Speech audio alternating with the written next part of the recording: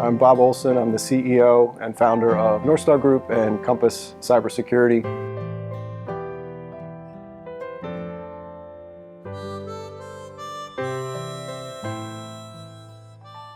So for the target breach that happened several years ago, it was really a series of, they actually had in place fairly well-defined policies and systems in place to catch something like that.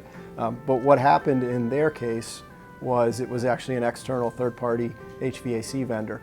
And that is really, bad actors are going to go through the path of least resistance. I mean, that's true of any kind of crime, not just digital crime. And so that's a classic example where you saw a small third-party vendor of clearly a multinational, multi-billion-dollar organization that had a lot of really good things in place, but they didn't necessarily do the due diligence on their supply chain. And that's a trend that or a topic that we're starting to have more and more conversations about is, organizations, especially large ones that rely on a lot of subcontractors or external vendors, they may do a great job of protecting their own infrastructure. Maybe they do things across all the three of those pillars, but if their vendors aren't doing anything and they're connected, in some cases very directly into their network, then they're somewhat doing themselves a disservice by not holding their vendors to that same standard.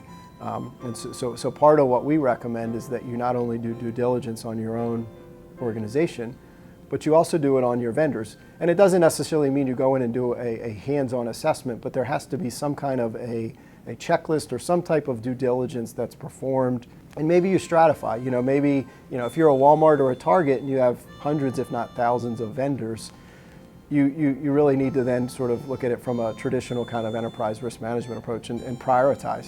Where is our biggest risk from a vendor perspective? Maybe we buy some, minimal things from, this vendor that's overseas, and they don't have access to any of our systems, versus maybe we've got a much more strategic partner who we buy a lot more from, and by the way, they have access to our extranet.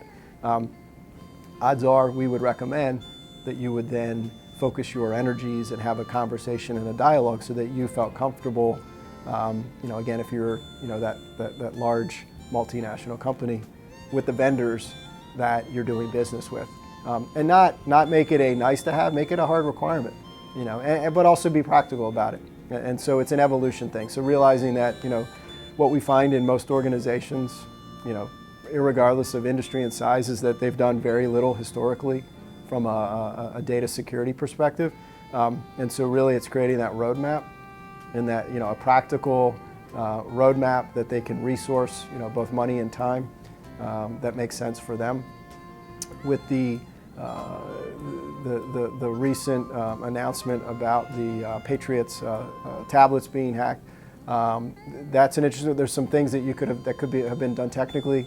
I don't know the specifics of it yet. I think they're still unfolding, but there's definitely technical solutions that could be, or systems that could have been put in place to capture something like that. It also comes down to just the actual configuration of the devices. Most of the devices that are out in the market today are really not, out of the box configured to be secure and to protect your data correctly. The vendor community, the manufacturing community, they have vested interest in getting as much of your data as they possibly can get, because they can then either use it internally, or they could potentially sell that that data to various entities for a variety of reasons.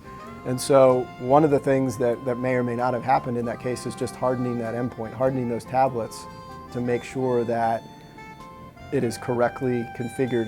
Windows 10, I think there's 30-some different security-related settings spread throughout the control panel, that the default setting is not necessarily in the most secure way. So it's not necessarily, it's not that they're letting bad guys just randomly come in, but all those things taken into consideration. And so part of our engagements typically focus on that endpoint configuration, making sure that you've got the correct image of your devices. And so again, I don't know if they did or did not do that, but that probably would have gone a long way potentially towards preventing that from happening.